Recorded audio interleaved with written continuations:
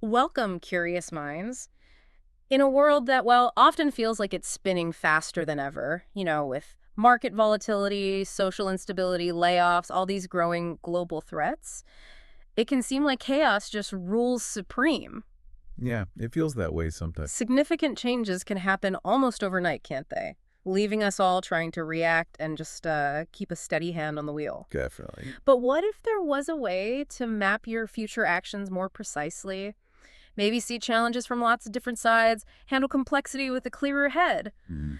Today, we're taking a deep dive into the fascinating world of mental models. These are powerful cognitive tools developed over centuries by, philosophers, economists, business leaders, scientists. That's right. And these aren't just like theoretical abstractions. They're frameworks. They help us interpret the world, understand the relationship between things. Okay. So our mission in this deep dive is really to sift through our sources. We've got insights from Madhusudh Hanan's blog, James Clear, Farnham Street.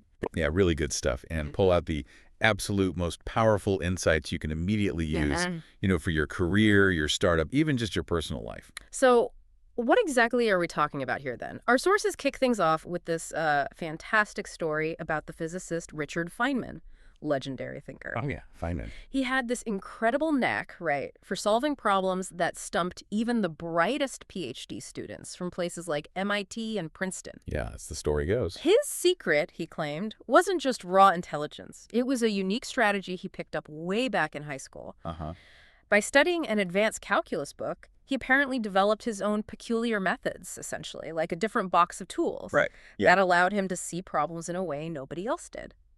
And what's truly fascinating here is that Feynman's peculiar methods, well, they're precisely what we call mental models. Okay.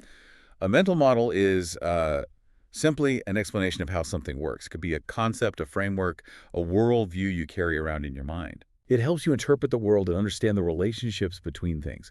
They're like these deeply held beliefs about how the world functions. So give us an example.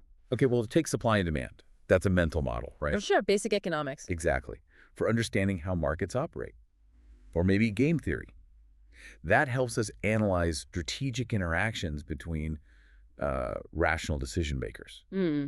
Even something like entropy explains how systems could be your messy desk, could be a complex organization, naturally tend towards disorder and decay unless you constantly put energy in. Right, things fall apart. Pretty much. And while no mental model is, 100% perfectly true, their real power lies in their utility, how useful they are. Utility. Yeah, like the historian Yuval Noah Harari points out, he says, scientists generally agree that no theory is 100% correct. Thus, the real test of knowledge is not truth, but utility.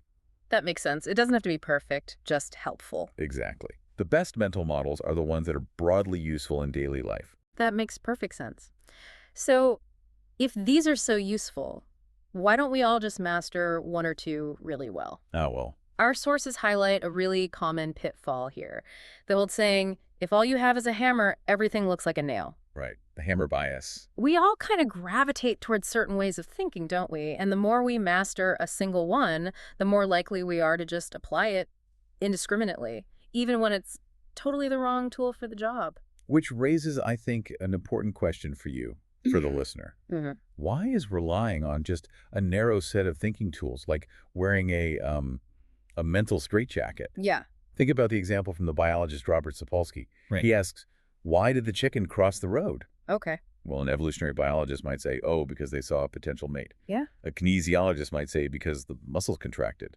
A Mhm. neuroscientist, because the neurons fired. Right. Different lenses. Exactly. Yeah. None of these perspectives are wrong in isolation, but none of them see the whole picture, do they? No, not at all. Each individual model just offers one view of reality. It holds some truth, sure, but never the complete truth. To truly unleash your potential, you really need to collect a diverse range of mental models. Which brings us to this concept our sources call liquid knowledge. I like that phrase. Yeah, it's about being a silo-free thinker. So instead of looking at life through the narrow lens of just one subject, one discipline, Right. you develop knowledge that kind of flows easily from one topic to the next. It's like Charlie Munger noted, all the wisdom of the world is not to be found in one little academic department. So true. You have to branch out. Exactly. And the good news here is you don't need to master every single detail of every single subject. That's impossible. Phew, okay. Good. Apparently, there are just a few dozen really important models that will carry, like, about 90% of the freight in making you worldly wise. 90% from just a few dozen. That sounds manageable. It does, right? Yep. Okay, so let's dive into some specific mental models then, the ones that can immediately upgrade your thinking and decision making. Let's do it. We'll start with tools for, let's say, clearer thinking and problem solving. Okay. First up is first principles thinking. This is basically the art of breaking down complex problems into their fundamental truths. Fundamental truths. Yeah, going beyond assumptions, beyond what's always been done. It allows you to identify the root causes, strip away all the complexity, and focus on truly effective, often quite novel solutions. So it's like getting back to basics, but in a really rigorous way. Exactly. The true power isn't just knowing what to break down, but it's the radical discipline it demands. You have to question every assumption, Even the obvious ones. especially the obvious ones. That's how you get breakthroughs others miss. That sounds incredibly powerful, but also, honestly, really demanding. How do you even begin to apply this to something practical, like, I don't know, building a new product? Isn't there a risk of just overthinking everything? It definitely requires discipline. But think about Elon Musk's approach to batteries, for example. Instead of just accepting the high cost of existing batteries, he broke it right down to the raw materials, carbon, nickel, Yeah. cobalt. Right. He realized these base materials were actually far, far cheaper than finished battery packs. Right. And that thinking opened up totally new possibilities for manufacturing. It's about asking, what are the most fundamental, irreducible parts of this problem? Got it. So you break it down, then what? Well, once you've done that, the next layer of foresight you really need is second-order thinking. Second order thinking. Okay, so if first principles is about digging deep into the root, this sounds like it's about looking ahead. Precisely, yeah. If we connect this to the bigger picture, second-order thinking asks us to play the long game. The long game. It demands you ask, and then what? Or maybe, what are the consequences of that consequence? Think of like a chess master. Okay. They're not just considering the immediate next move, right? Right. They're thinking how it will shape the entire game 2, 3, maybe more moves down the line. Right, the ripple effect. Exactly. Yeah. In our daily lives, we often make decisions based on immediate desires or, the first-order effects. Second-order thinking forces us to consider the long-term implications, those ripple effects, and that usually leads to much better outcomes over time. So it's about playing chess, not checkers, essentially. That's a great way to put it. But what if the conventional way of even approaching a problem is inherently flawed from the start? Like, how do we flip our perspective to see what we're missing entirely? Oh, that's exactly where inversion becomes such a powerful tool. Inversion. Okay. This is not how we're typically taught to think, right? Instead of asking, how do I achieve X? How do I succeed? Yeah. Inversion asks, what would absolutely guarantee failure? Huh. Okay. Flip it completely. Completely. This crucial flip often reveals insights our usual sort of forward-thinking approach overlooks. It helps us proactively avoid common paths to failure rather than just striving blindly for success. So you figure out what not to do? Pretty much. It's about identifying and eliminating what won't work, which, surprisingly often, leaves you with what will. Fascinating. Okay, so after we've got these tools for clearer thinking, how do mental models help us understand the world around us, especially, how people operate and interact with each other? Right, understanding systems and people. Yeah. Well, a foundational model here is reciprocity. Reciprocity, like give and take. Exactly. It's the simple, yet really profound idea that humans have this deep-seated need for fairness, and our actions tend to come back to us. What goes around comes around. Okay. But the key insight here is that many people sort of wait for others to make the first move. Yeah, hesitate. Right. But the true power of reciprocity is unlocked when you consciously decide to go positive and go first without expectation. Without expectation. That's the key part. That's the key. By initiating generosity or helpfulness, you not only build trust, but you actually subtly trigger a powerful psychological compulsion in others to return the favor. Yeah. Often disproportionately. Really, you gave. Often, yeah. It creates this virtuous cycle. If you want an amazing relationship, the advice is be an amazing partner first. or become what you want to see in the world, and the world will return it to you. That's a powerful reminder, almost that what goes around comes around principle, but with a very proactive twist. Have you seen this play out in, like, surprising Oh, ways? absolutely. Huh. Think about just a small gesture of help to a colleague. Maybe they didn't even ask for it. Okay. Down the line, they'll often go completely above and beyond to assist you, sometimes when you least expect it. It's just a fundamental social lubricant. That makes sense. And this concept then leads us quite naturally to incentives. Ah, incentives. What makes people tick? Exactly. The hidden engines that truly drive behavior. Humans are fundamentally wired to seek reward and avoid punishment. Simple as that, really. Yeah. And if you understand the incentive structure in any situation, you can usually predict the outcome pretty accurately. And if they're bad incentives. Then you get bad outcomes. Poorly designed incentives can backfire dramatically, encouraging, say, short-term thinking when you want long-term value, or creating all sorts of unintended consequences. So by shaping the incentives. You shape the outcomes. It's incredibly powerful. So understanding what genuinely motivates people is absolutely key. But often, the world feels like such a complex web, doesn't it? Everything seems interconnected. How do we make sense of that level of complexity? That's where the ecosystems model comes in really handy. In ecosystems, like in nature. Exactly like in nature, but applied much more broadly. The core idea is that nothing truly exists in isolation. Everything is connected. Right. And in an ecosystem, the whole is always more than just the sum of its parts. There are emergent properties. Okay. So this model suggests that to truly comprehend a complex system, whether that's your business, your community, maybe even your family, you have to look beyond the individual elements. You have to see the connections. Yes.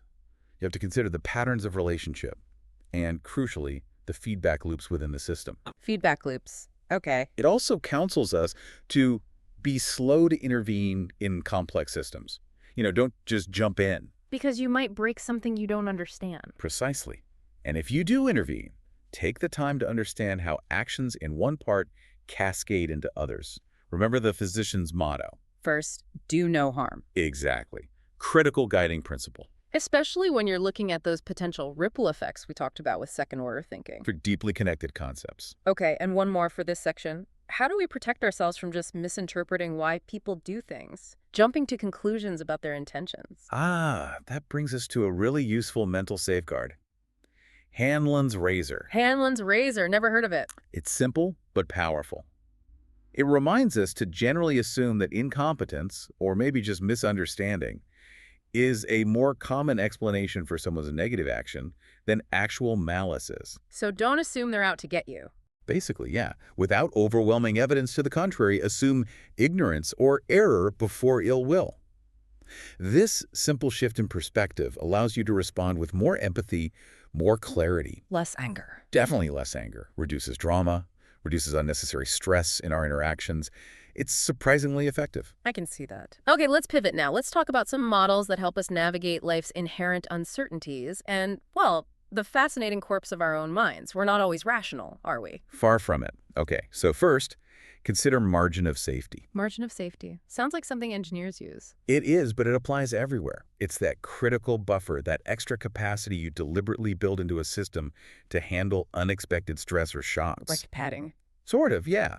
It's about consciously asking yourself, okay, what if I'm wrong about my assumptions? What if things don't go as planned? Preparing for the worst case, or at least a worst case. Exactly. Now, it might seem overly cautious sometimes, maybe means spending more upfront, investing more resources than seems strictly necessary. Yeah, feels inefficient, maybe. It can feel that way. Yeah. But it's the foundation that allows you to survive when others break and thrive when others merely survive. It's really the unsung hero of long-term success because it gives you that vital room to absorb shocks without collapsing. So it's not about being timid, it's about being resilient. Building in resilience. That's a perfect way to frame it. Resilience. But how do we actually make decisions when we genuinely don't have all the answers? When everything feels uncertain, which is often. Yeah, most of the time, right. That's where probabilistic thinking shines. Thinking in probabilities, like Yeah. a weather forecast. Kind of, yeah. It's the art of navigating uncertainty by, first, roughly identifying what really matters in a situation, then trying to calculate the odds as best you can. And crucially, constantly checking and updating your assumptions as new information comes in. So it's not a one-time calculation. Definitely not. Being a probabilistic thinker means being comfortable saying, look, I don't know for sure, but based on the current evidence, I think there's maybe a, 63% chance of X happening. Getting comfortable with not being certain. Exactly. The rewards are huge, though.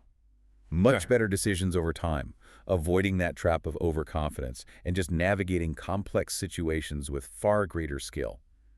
It's not about being perfectly right all the time. Impossible anyway. Right. It's about being less wrong over the long haul. Okay. And what about those mental quirks, the ways our brains trick us? Ah, yes, the biases. Well, then we have a couple of really common cognitive biases that frequently trip us up.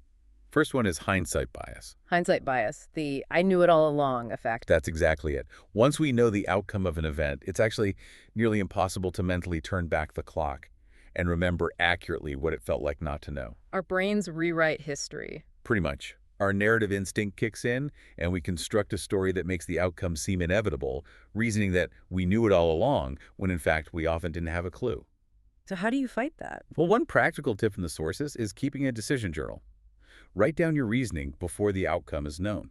Ah, so you have a record. Exactly. It provides an unaltered record of your actual thoughts and probability estimates before hindsight kicks in and distorts your memory. That makes so much sense. We reconstruct the past to fit the present narrative. And what about when we're actually looking for information? Does bias creep in there too? Oh, absolutely. That ties directly into confirmation bias. Right, looking for stuff that proves us right. Precisely. It's this deeply ingrained mental habit we all have to look for information that confirms our existing beliefs, our long-held wisdom, Hmm. rather than actively seeking out evidence that might challenge or falsify them. It feels good to be right. It does. As the saying goes, what a man wishes, he also believes. It's comfortable. So how do we counteract that? Well, the scientific process itself, with its rigorous emphasis on falsification, trying to disprove hypotheses and objective testing, is specifically designed to counteract this bias. So be more scientific in our thinking. In a way, yes, it recognizes that pseudo-knowledge, things that aren't really true, often thrives by being unfalsifiable. You can't prove it wrong. Okay. So confirmation bias reminds us to actively seek out dissenting opinions, look for contradictory evidence, especially when we feel most certain about something.